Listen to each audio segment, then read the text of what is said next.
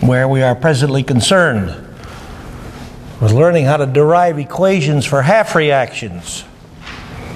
One half reaction corresponds to oxidation, the other half reaction corresponds to reduction. And as we've already recognized, by coupling these half reactions, we'll be able to develop equations for net redox reactions. We proceeded with, yesterday, an introduction to learning these rules and see how they are to be applied. I remind you again, if you've read the rules, you recognize they rest heavily on chemistry we've already done. Bronsted-Lowry acid-base chemistry.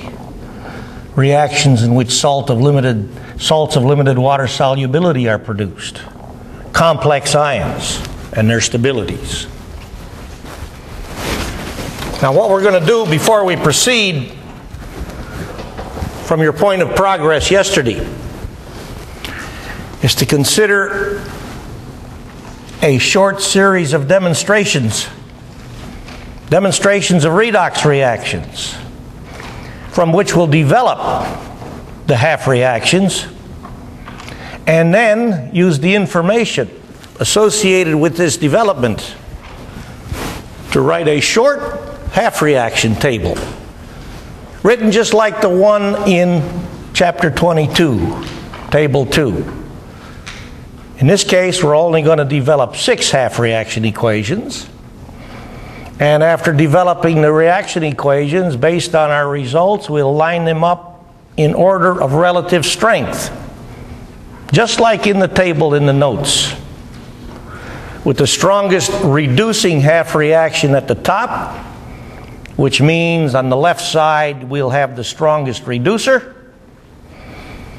And as we proceed from top to bottom, for the half reactions which we develop, we'll have the weakest reducer in the bottom half reaction, which means the conjugate oxidizer of the bottom half reaction will be the strongest oxidizer or oxidizing system that we will examine in this demonstration. We're going to start with this because we already looked at this half reaction. Sodium reacts violently to explosively in water. We found out that when the sodium hits the water, an immediately vigorous violent reaction develops, a gas is liberated, and because we treated the water with phenolphthalein, we saw the immediate development of a red-pink color, telling us that as the reaction of sodium with water occurs, the system is getting basic. Now we know the only chemistry that the 1A metals, which of course includes sodium, is when they react, they lose 1 electron per atom. So we'll start with this half reaction at the top of our list, because sodium will be and is the strongest reducer for the reducing systems that we're going to look at. For example, zinc in water, no reaction. Copper in water, no reaction. Sodium in water, vigorous to violent reaction. That establishes the fact that sodium is a much stronger reducer than zinc or copper. Now, what's the other part of the puzzle in the redox reaction involving sodium with water? Well, we recognize that sodium got oxidized to sodium ion. This is an increase in oxidation number half reaction, so clearly it's an oxidation half reaction. The other part of the puzzle has got to be water collecting the electrons. Since sodium in this reaction got oxidized to sodium ion and in so doing released 1 electron per sodium atom oxidized, water, the only other component of this system, had to collect the electrons.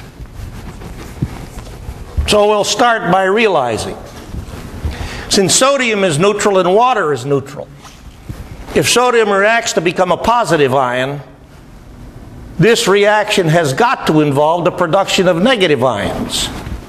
Otherwise, the system could never be electrically neutral.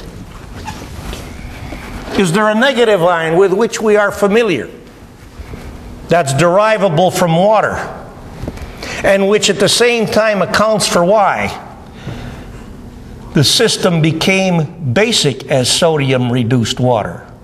Well, hydroxide ion.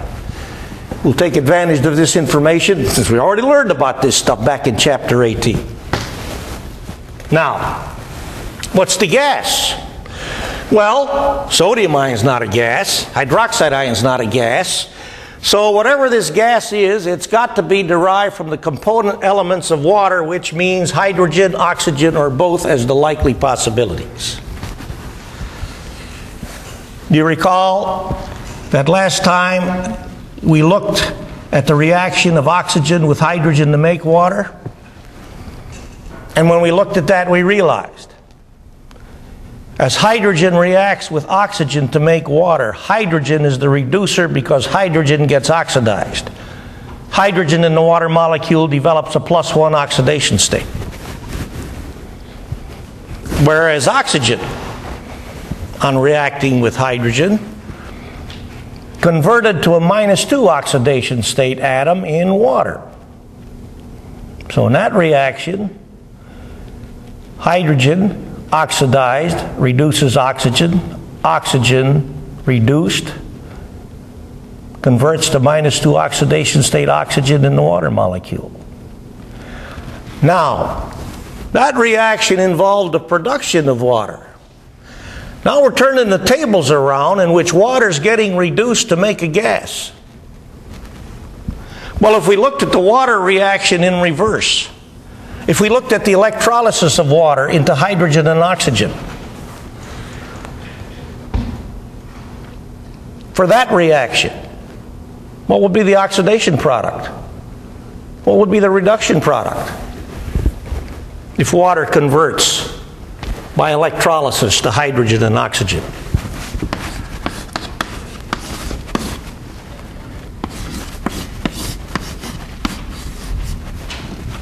This symbol, Greek letter omega, is a denoter of electrolysis.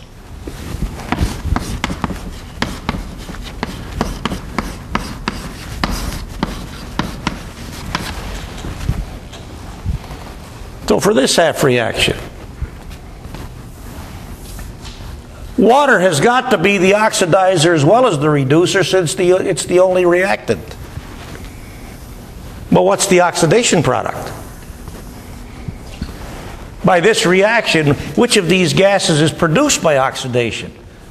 Conversely, which of these gases is produced by reduction? Well, hydrogen in water, +1 oxidation state. Oxygen in water, -2 oxidation state. For the elements, 0 oxidation states. Hydrogen plus, hydrogen 0. Does that sound like water got reduced to hydrogen while at the same time water got oxidized to oxygen? So what's this gas? Hydrogen or oxygen? Because when water reacted with sodium, is water getting oxidized or reduced? Collecting electrons, so water's getting reduced. So what's the gas? If you didn't know, what would you do to find out? If we rerun the sodium with water reaction, what would you do to find out? By experiment, what the gas is that's produced. What would you do? Try to ignite it. Well, you'd collect some and check its chemistry. You'd find out that the gas produced is quite flammable.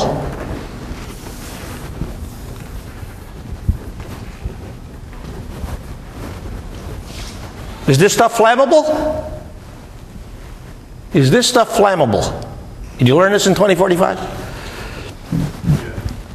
Is this stuff flammable? No, it's not. This is a flame supporter, but this stuff isn't flammable. How about this stuff?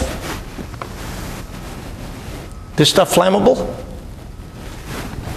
Are you aware of ongoing research involving hydrogen as a fuel? Do you know that fuels are commonly flammable? Gasoline, is that flammable? Is that a fuel? How about methane or propane? Are those materials flammable? Charcoal, is that flammable? Yeah. This stuff isn't flammable. This supports combustion, but this stuff itself is not combusted in the reaction. So the gas is what? Hydrogen. Well, I guess we're also working on this half reaction over here.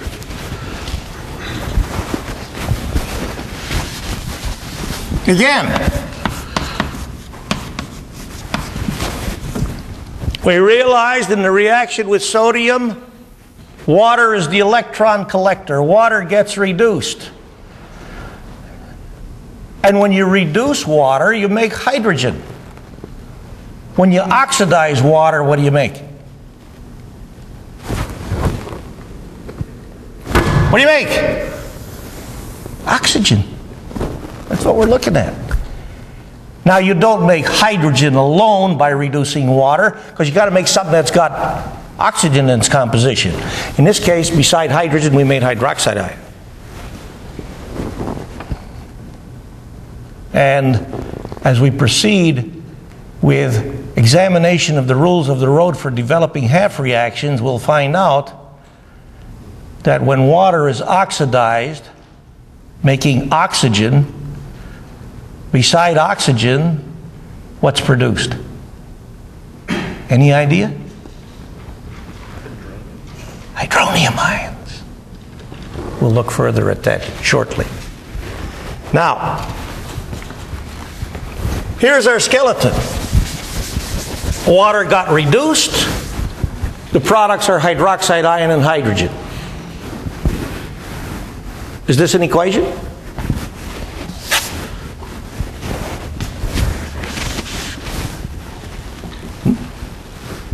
Is this an equation?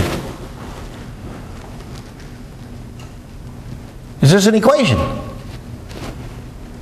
Does this thing balance? I don't know where the hell the textbooks get this language, balance the equation. I don't know what that means. An equation is a balanced statement. I don't balance things that are already balanced.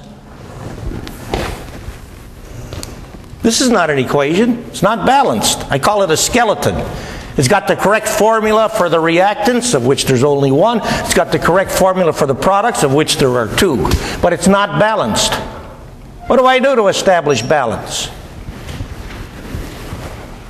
Now, part of the significance of the rules of developing half reactions is to show you how in a systematic fashion you develop balance. But in this case, we'll do it by inspection. We can count hydrogen atoms, two of which are part of a single water molecule. And for one hydroxide ion and a hydrogen molecule, we need 3 hydrogen atoms. So we can start with this.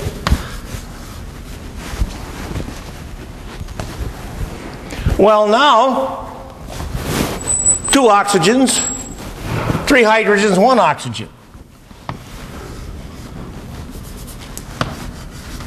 So if I simply multiply hydroxide ion by 2, have I now established material balance? Is this an equation? Is this an equation, yes or no? Does this balance? It's not an equation. Surely you learned in 2045 that in order for a statement to be an equation, it must correspond to, it must illustrate material balance, and if charged particles are involved, what else? Charge balance. Does this thing show charge balance? No. But it does now. Now, one more question.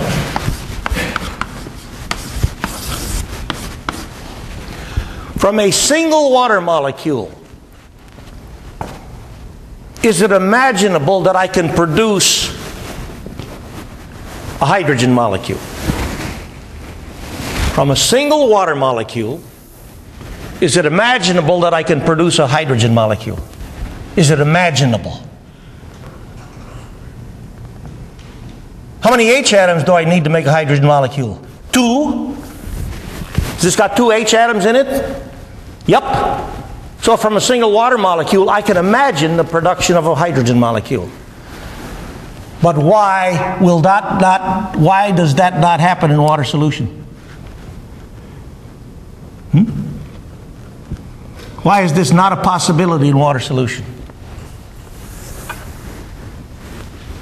I'm listening. I'm asking you to remember Brownstein-Lowry acid-base chemistry. Because as I reduce water, I strip away +1 oxidation state hydrogens. I give them electrons. They become 0 oxidation state hydrogen atoms. And when I've done this to 2 of my hydrogens from a water molecule, I got my hydrogen atoms to make my water molecule. What's left? After I strip 2 + 1 oxidation state hydrogens from a water molecule, what's left? Oxide ion. Am I going to make oxide ion in water solution? Not today, not tomorrow, not ever. It's too strong a base. Our acid-base chemistry tells us that. Our acid-base table tells us that. That's why I got to blast 2 water molecules with electrons if I want to make hydrogen by reducing water and do it in water solution. So we'll now add this half reaction to our table, but to keep the table organized, we're going to take this half reaction as it is written and turn it around.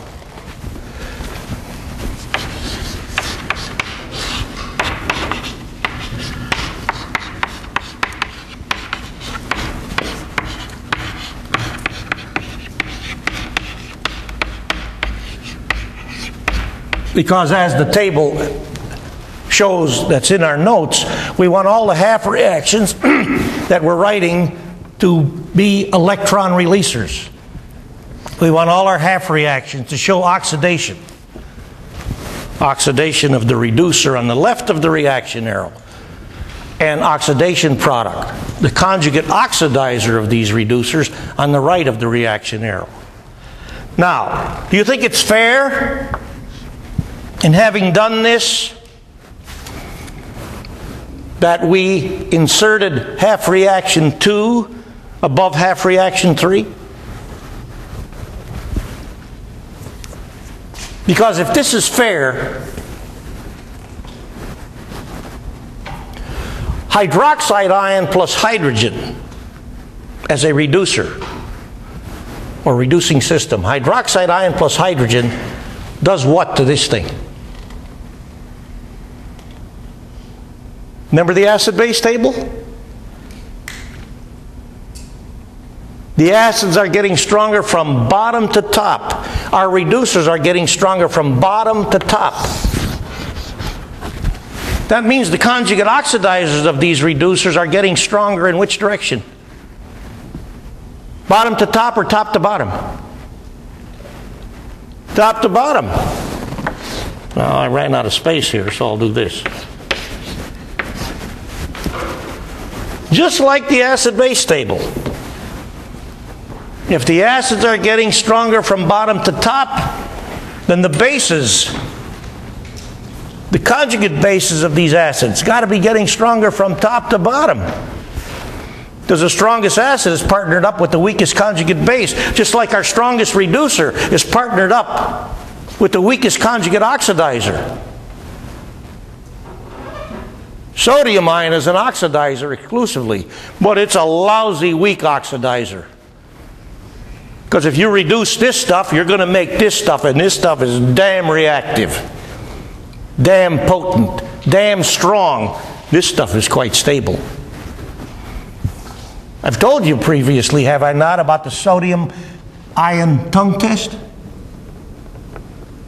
You know about the sodium ion tongue test? In Chemistry 2045, when I do this stuff, I have students who insist that these two formulas, Na and Na plus, mean the same thing. And any student who says that, I require to come to the front of the class and stand there and do one thing: stick out their tongue. Then I take some sodium chloride out of the box of sodium chloride I bought at Publix, and I sprinkle it on their tongue. A sample of material that's rich in sodium ions. Chloride ions as well, but it's rich in sodium ions. We want to see if we can find out from this investigation something about the reactivity, stability of sodium ion. So I say, reel in your tongue after I sprinkle some sodium chloride on the tongue. They say, tell me what you experience. And as a few moments go by, they say, well, I have a salty taste. And if they're careful, if their sensations are good, they'll feel a little bit cooling. Because sodium chloride dissolves in water endothermically. Heat consuming. Okay? But that's about it. So I say, okay, reel out your tongue. And I squirt it off with some deionized water. Now I take a nice chunk of sodium. Put that on the tongue. I say, now reel in the tongue and tell me what happens. So they go like this, and go, pow! They don't tell me anything anymore. They don't have any cheeks, no teeth, no tongue. But never again will they tell me that Na and Na plus mean the same thing. Because they've just discovered, for the benefit of the class, and for their own personal pain and discomfort, that sodium is damn reactive. Its tendency to convert to sodium ion is great, whereas sodium ion is quite peaceful, even though it's got an electric charge. Electrically it's more reactive than sodium, but chemically not at all. So watch out, because I might subject you to the sodium tongue test. Why number 2? If we put zinc in water, will anything happen? Nothing. Well, if zinc does nothing in water, at least practically speaking, that means the conjugate oxidizer of zinc, which is this thing, compares how strength-wise to the conjugate oxidizer of hydroxide ion and hydrogen, which is water. Remember what we did when we put copper in zinc ion solution and zinc in copper ion solution? We started out by saying we don't know which is the stronger reducer, copper or zinc. But we know that in water, hydrated zinc ion is the conjugate oxidizer of zinc, and hydrated copper ion is the conjugate oxidizer of copper. So what do? You allow zinc, the reducer, to touch the conjugate oxidizer of copper, which is hydrated copper ion, and simultaneously you allow copper, the reducer, to touch hydrated zinc ion, the conjugate oxidizer of zinc. Because one of these has got to be the stronger reducer, zinc or copper, which means hydrated zinc ion and hydrated copper ion can't be the same strength as oxidizers. One of them stronger. The stronger conjugate oxidizer is derived from the weaker reducer. The weaker conjugate oxidizer is derived from the stronger reducer, just like the acid-base table. Strong acid, weak conjugate base, and vice versa. So if I see zinc doing nothing in water, I have already enough information to conclude that hydrated zinc ion is a stronger oxidizer than water. That tells me if I treat hydrated zinc ion with hydrogen and hydroxide ion, what am I going to do to this stuff? What am I going to do to this stuff if I treat it with hydrogen and hydroxide ion? What am I going to do to this? I'm going to reduce it. If this doesn't reduce this, then it stands to reason this will reduce this, which is why this is a stronger reducing system than this. All right, we proceed.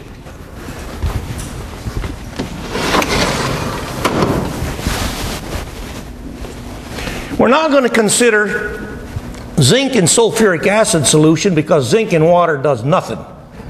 I don't like to do demonstrations which result in no reaction, because that tends to bore people. And we don't want you bored.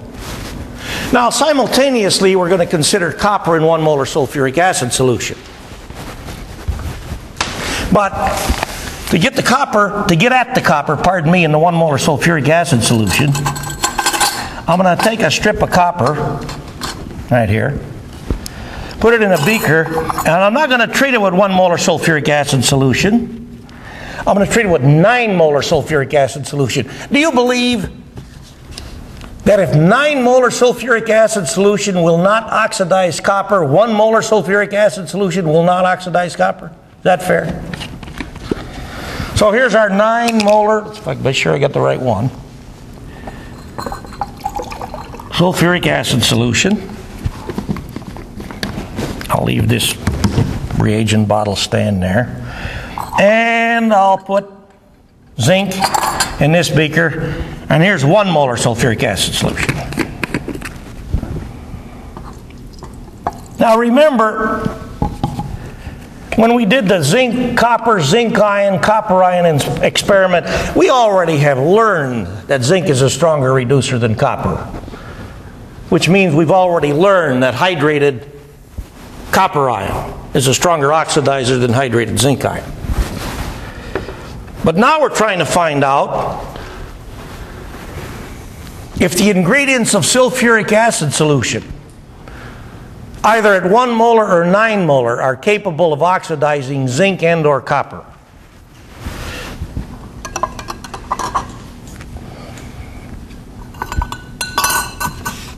Now, because I don't want you to suffer from boredom, I'll begin by showing you the copper strip in the 9 molar sulfuric acid solution. Tell me, what exciting things do you see taking place in this beaker? Nothing exciting. No exciting things. How about you?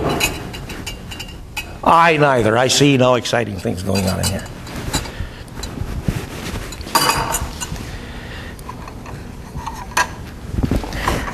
Now we're going to examine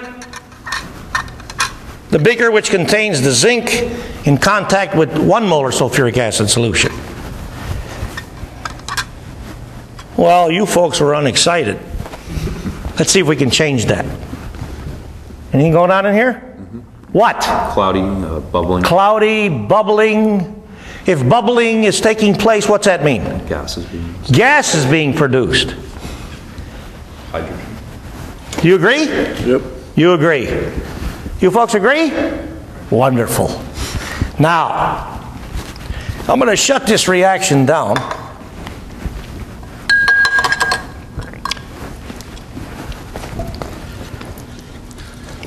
Squirt our zinc strip with some deionized water. Because we have successfully demonstrated, as we already recognized, zinc, 1 molar sulfuric acid solution goes. Copper, 9 molar sulfuric acid solution does nothing. So we know for sure that this half reaction is a stronger reducing system than this half reaction. So regarding number 3, zinc reacts vigorously with sulfuric acid solution, which inventories as these materials.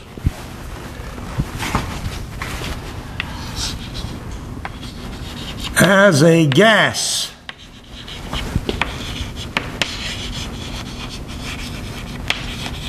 Is produced.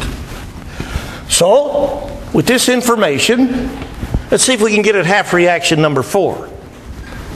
What we're talking about is the part of the puzzle in the zinc sulfuric acid system that corresponds to reduction. We've recognized the oxidation part. In the zinc sulfuric acid solution, zinc is being oxidized to hydrated zinc ion. Statement. In learning the rules for deriving half reactions, did you see one of the first rules which states that when I oxidize a metal in water solution, unless I can recognize otherwise, what will the metal be oxidized to? If I oxidize a metal in water solution, unless I have information to recognize otherwise, what will the metal be oxidized to? Got to learn the rules.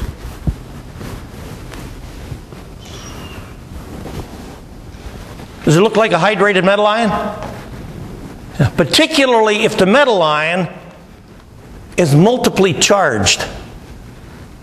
Because way back in chapter 18, when we learned about hydrated aluminum ion, hydrated iron plus 3 behaving as Bronsted acids. Because those metal ions, Al plus 3, Fe plus 3, make well-defined hydrates. Do you bet hydrated zinc ion, hydrated copper ion, you bet those exhibit measurable Bronsted-Lowry acidities? Think that's fair? They do. More on that part later. Now, tell me, here's our inventory. What is oxidizing zinc? Or put another way, as zinc is oxidized to hydrated zinc ion in the sulfuric acid solution, what's getting reduced?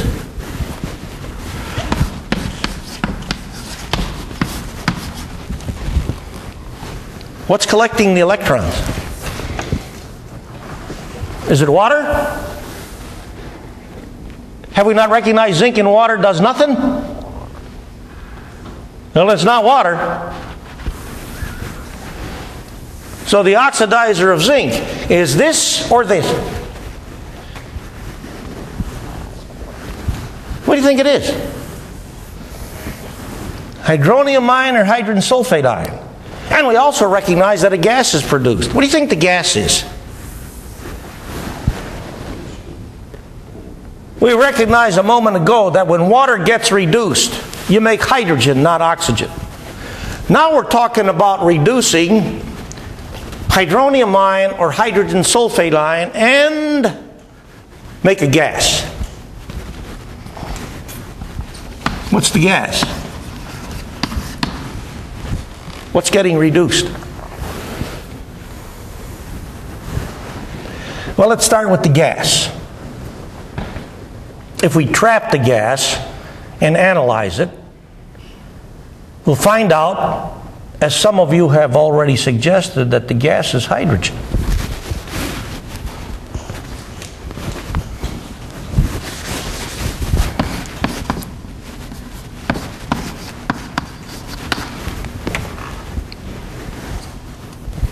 So if we take that as a given,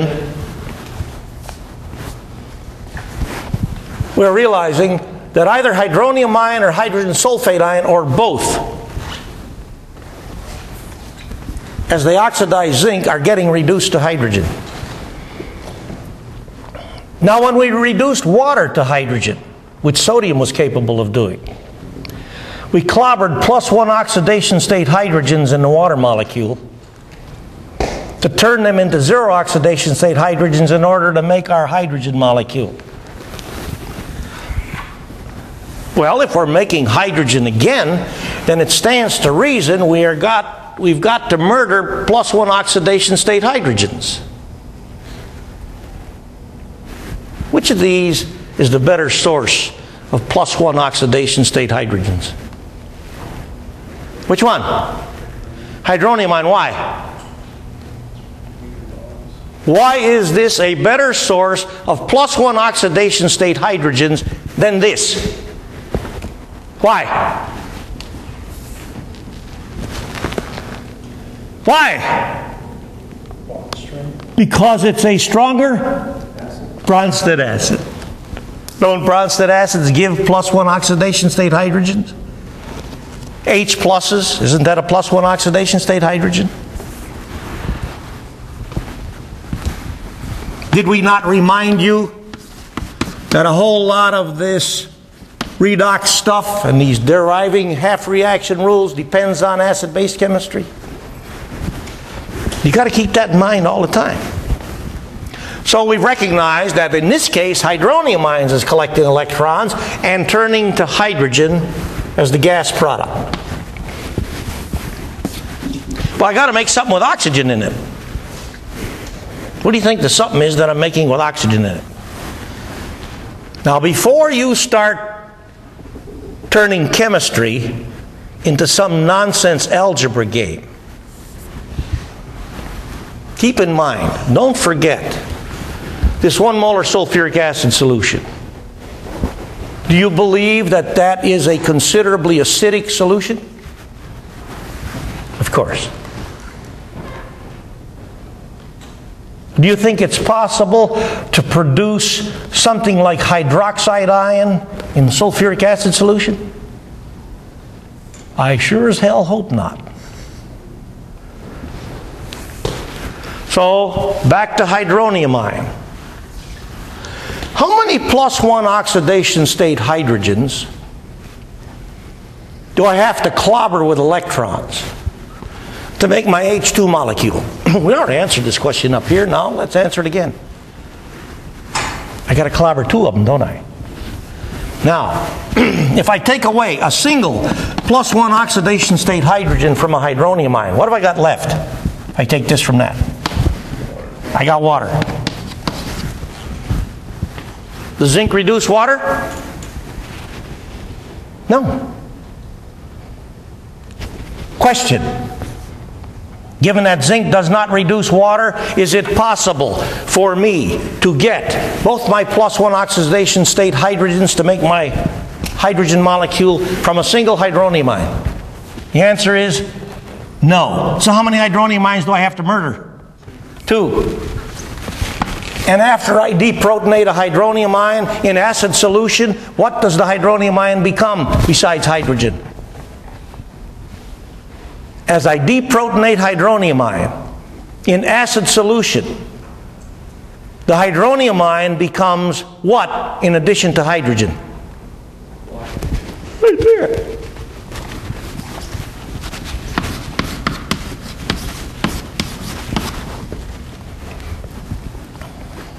Is this thing an equation?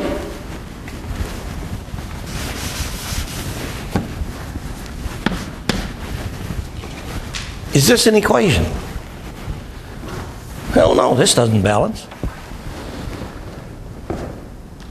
Now, we've recognized that I got to murder 2 hydronium ions to convert 2 +1 oxidation state hydrogens, extract 2 H pluses from 2 hydronium ions, 1 from each. And in so doing, I make water. Well, how many hydronium ions did I deprotonate? 2. So how many waters have I got to make? 2. Do I now have a statement which shows material balance? Yep, this shows material balance. What's my electron multiplier? 2. Because I clobbered 2 +1 oxidation state hydrogens. Oh, got to have 2 electrons to get this done.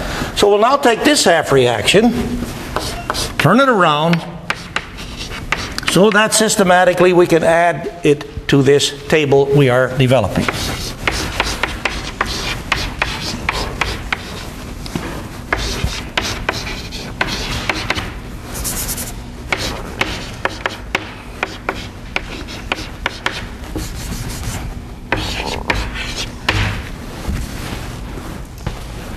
Now, we've got one more metal that's part of our series of experiments, which as yet we've not been able to oxidize. That's copper. It's still standing peacefully in our 9 molar sulfuric acid solution. Question: is it now fair to conclude that I cannot successfully oxidize copper with hydronium ion? That seemed to be a fair conclusion? 9 molar hydronium ion won't do it. That sounds like a fair conclusion. Well, now, let's take a look at experiment number 6. Experiment number 6 involves copper, but not now in the presence of sulfuric acid solution. Instead, now in the presence of nitric acid solution, 6 molar.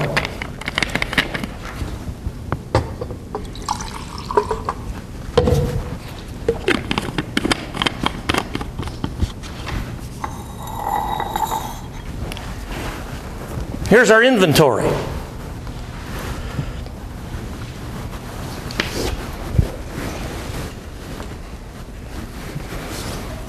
In what way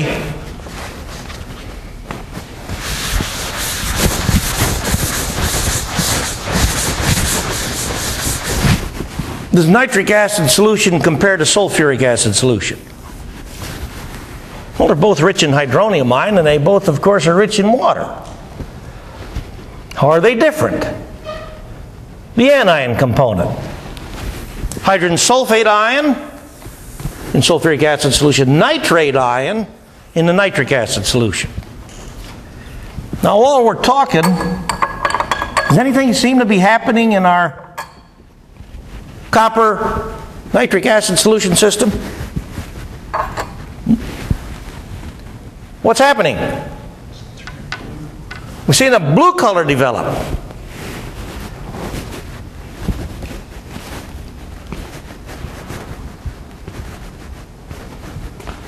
Let's pick on you guys. What's going on in here beside the development of a blue color? Is that a gas? What do you see? A gas is forming? A gas is forming where? On the copper. On the surface of the copper strip. You concur? Sure. Okay.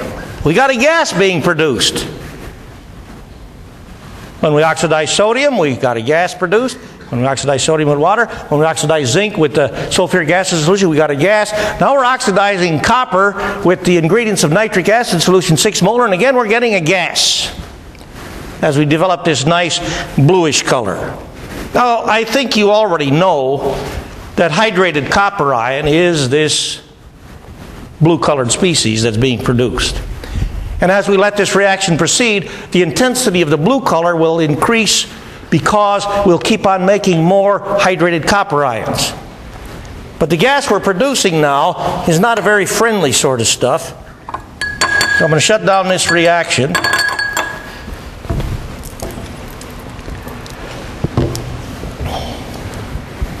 Cleaned up the copper strip nicely. And go on with the development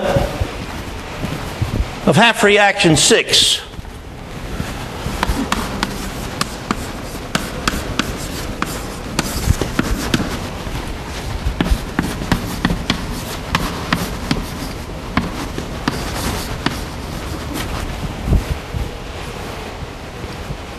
Here's what we know so far.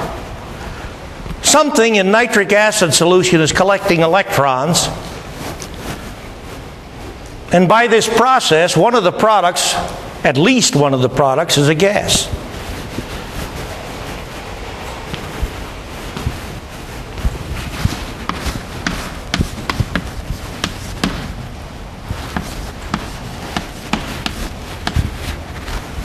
Let's put down these 2 gases.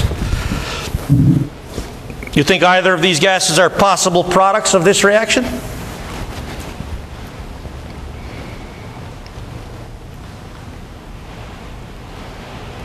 How about hydrogen?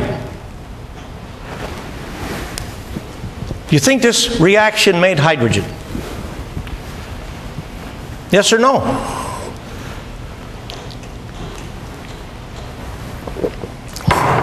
Were we able to get hydrogen by putting copper together with 9 molar hydronium ion?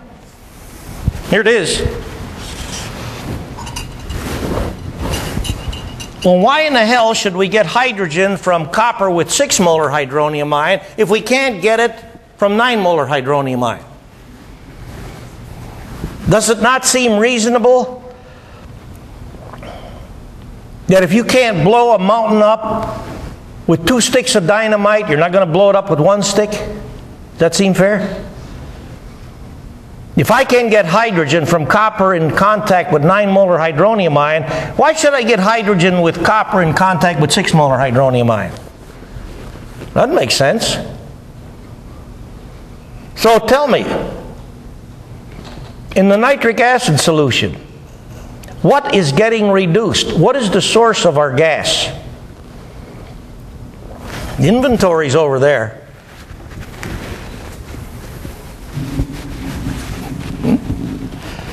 Copper water does nothing.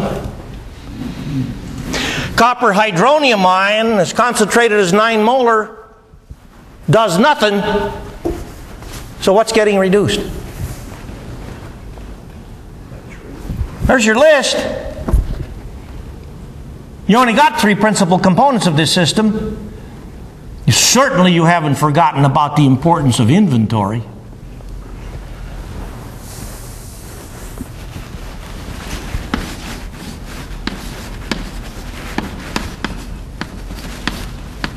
This is getting reduced. What's it getting reduced to? Now, maybe you recall that in the past we've reminded you that nitrogen, in combination with oxygen, can make a whole bunch of different gases. In fact, from nitrate ion, it's imaginable that we would make nitrogen itself, as opposed to a gas composed of both nitrogen atoms and oxygen atoms. But since there's a whole bunch of possibilities, by reducing nitrate ion, it's possible to make nitrogen gas, nitric oxide, NO, nitrous oxide, N2O, nitrogen dioxide, NO2, dinitrogen trioxide, N2O3. Oh my. So to resolve this, we'd have to trap the gas and analyze it. And what we will find out in this case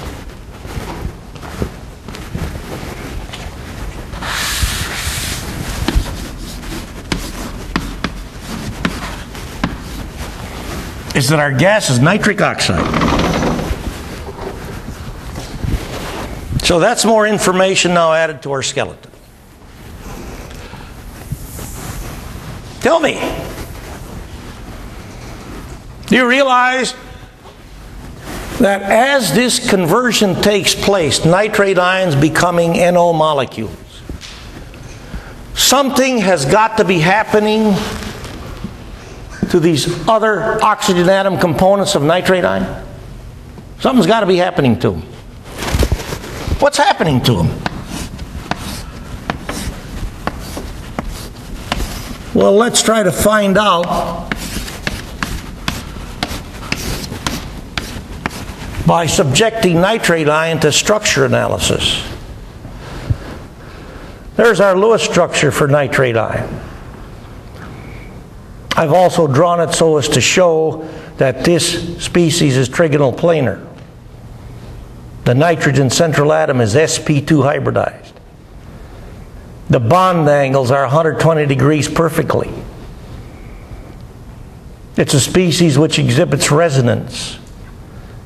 All the NO bonds are same length and strength because there's no double bond in this thing. Just like there are no single bonds in this thing.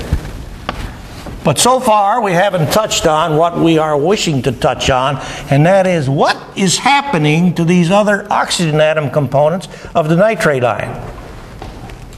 But this shows us that as we convert nitrate ion to NO, how many NO bonds do we have to break in nitrate ion?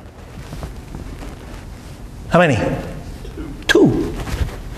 And if we're going to break these bonds, how do you expect we'll break them? Will we tear them in half?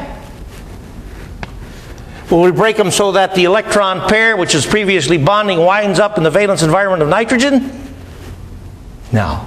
Oxygen is more electronegative than nitrogen. So we'll imagine to break these bonds in this fashion. Keeps with what we've done before. Now, after I break these bonds, if I wanted to, for example, to determine oxidation state, I'd see that each of these oxygen atoms now has a valence electron environment containing how many electrons? How many? 8. Well, I'm going to rewrite these oxygen atoms like this. And after I do this, I'm going to calculate formal charge.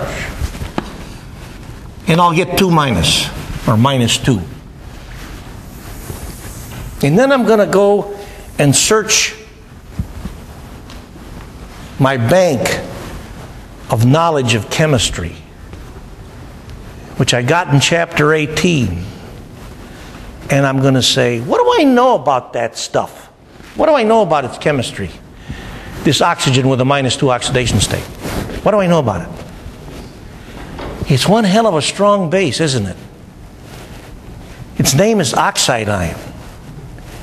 So now I got a handle on this chemistry, because I'm recognizing as I convert in this redox reaction nitrate ions to NO, at the same time I make NO, I am contributing minus 2 oxidation state oxygens to the system, whose names are oxide ion. What do oxide ions do if you put them in a chemical system? What will oxide ions always do as they're placed into a chemical system? What will they do? Into a water solution system. If I put oxide ions in there, what are they going to do? They're going to react with the strongest acid present at high concentration in the system, aren't they? There's my inventory. What is this acid? Hydronium ion. How about that? So now I can do this.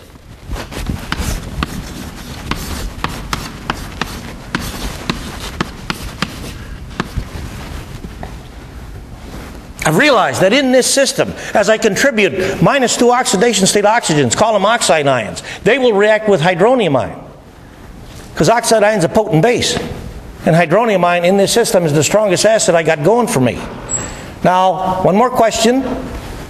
When oxide ion reacts with hydronium ions in this acid solution, what do I make? Water. What do I make?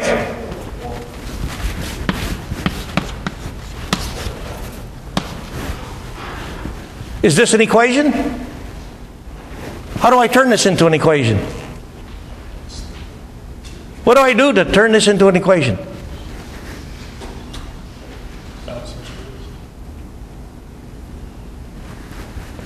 How many of these do I need?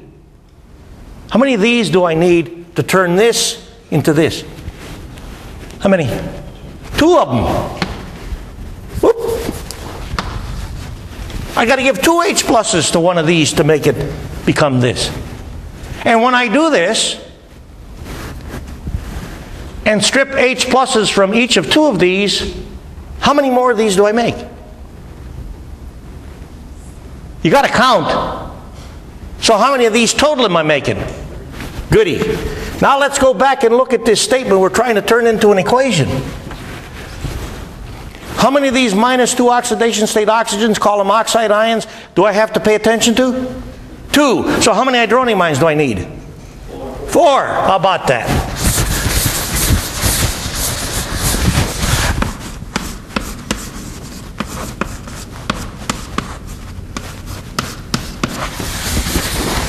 So beside NO, what am I making? Water?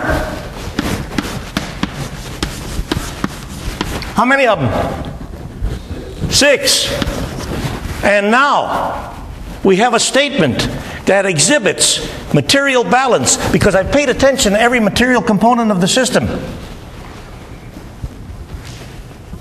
So the remaining task is to establish charge balance.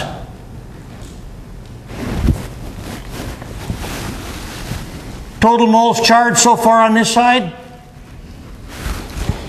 4 moles plus, 1 mole minus. Total moles charged on this side? Nothing. So the sum of charge on this side's got to equal to nothing. So what's my electron multiplier? 3. And if you write the correct electron multiplier, you will always have a mole quantity of electrons which keeps with total change in oxidation state. Back to nitrate ion. What's the oxidation state for nitrogen in this thing? We need to write the Lewis picture again? Oxidation state for nitrogen and nitrate ion? What is it? Plus 5. And in NO?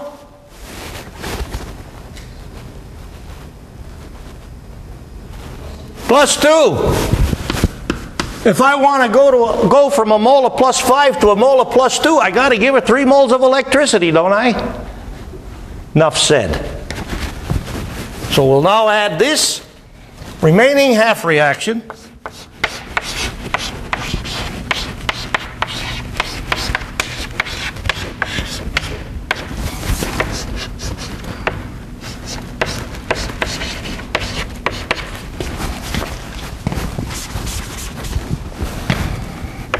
I can squeeze it in here to our table. Tell me, have we recognized from this collection of investigations? We didn't do many. Does production of H2 by redox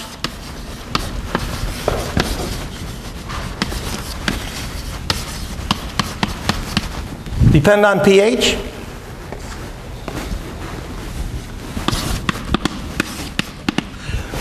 From our table of 6 half reactions,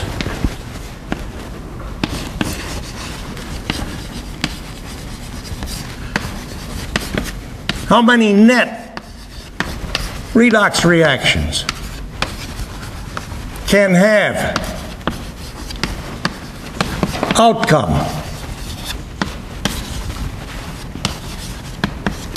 predicted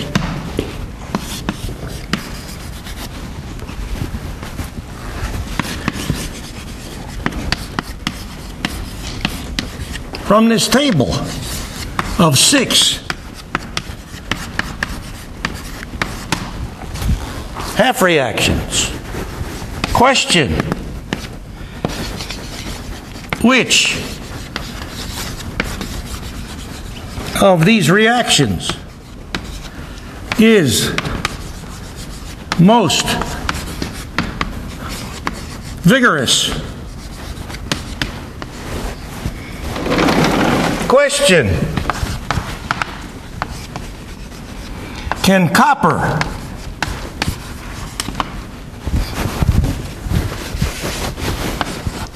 be oxidized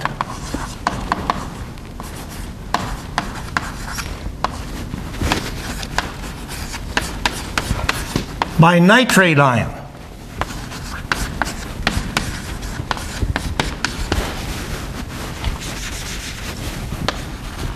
Without hydronium ion? Can nitrate ion alone oxidize copper? We got 4 questions here. Number 1, Does production of hydrogen by redox depend on pH? Yes or no? Zinc plus water. Anything happen? Nothing. Zinc plus 1 molar sulfuric acid solution. Anything happen? You betcha. We got hydrogen. Water. pH 7.0. Sulfuric acid solution 1 molar. pH what is it? 0.0. Does hydrogen production by redox depend on pH? You're damn right. The system which is the better source of +1 oxidation state hydrogens is the system which is most easily reduced to hydrogen.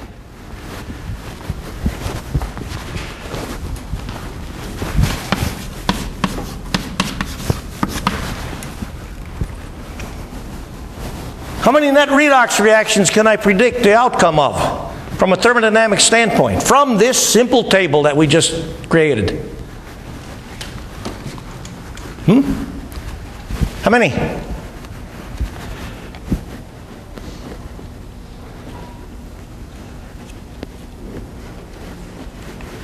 How many? How many?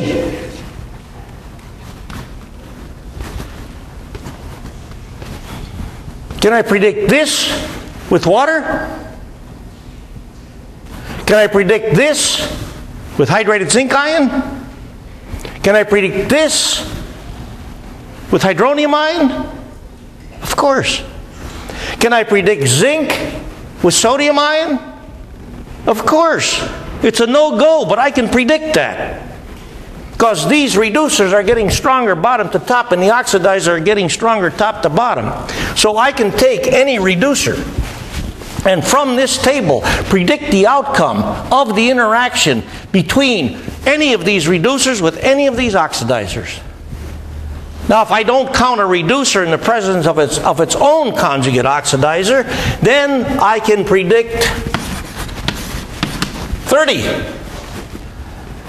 Think how many reactions you can predict with the table of half reactions that we got in chapter 22. How about a hell of a lot?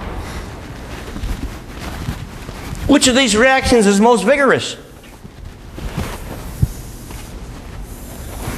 Does it seem reasonable that the most vigorous reaction is certainly going to involve the strongest reducer with the strongest oxidizer? Believe me, if you want to take a chunk of sodium that's sizable and you want to put it in 6 molar nitric acid solution, tell me. I want to get the hell out of the way when you do this. Because if you think sodium with water was violent, ha! You put the sodium in the 6 molar nitric acid solution and you won't be able to take a step. Whammo! Away it goes. And now we found out copper, 9 molar sulfuric acid solution, nothing. No oxidation of copper by hydronium ion. Yet copper in 6 molar nitric acid solution, that went readily. Well, here's our copper still standing in the 9 molar sulfuric acid solution. So what we're trying to find out is, can I oxidize copper all by itself with nitrate ion? Here's 6 molar sodium nitrate. I got one more beaker. 6 molar sodium nitrate. I'll take this copper strip and put it in the 6 molar sodium nitrate. And if we allow this to stand forever and a day, we'll get no reaction. So we know that nitrate ion, in order to oxidize copper, needs assistance. And we found out that hydronium ion is capable of providing that assistance. So the last question is,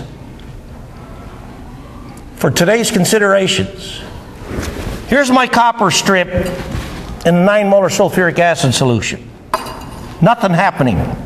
Here's my copper strip in the 6 molar nitric acid solution, sodium nitrate solution, pardon me, nothing happening. What do you think is going to happen if I take this 6 molar sodium nitrate solution and pour it into the beaker that's got the 9 molar sulfuric acid solution and a copper strip?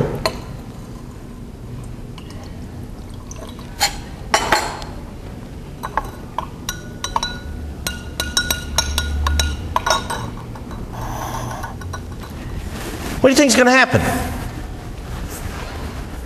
What do you think is going to happen?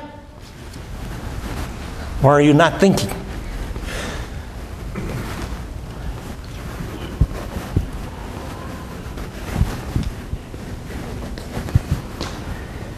You see any color developing here?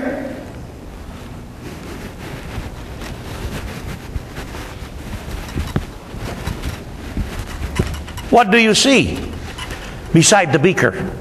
It's like a light green color. Do you see anything happening on the surface of the copper strip? Some bubbles. Bubbles! Ha-ha! So we are finding out. If you want to oxidize copper with nitrate ion, you better have a good source of H+ to support the process.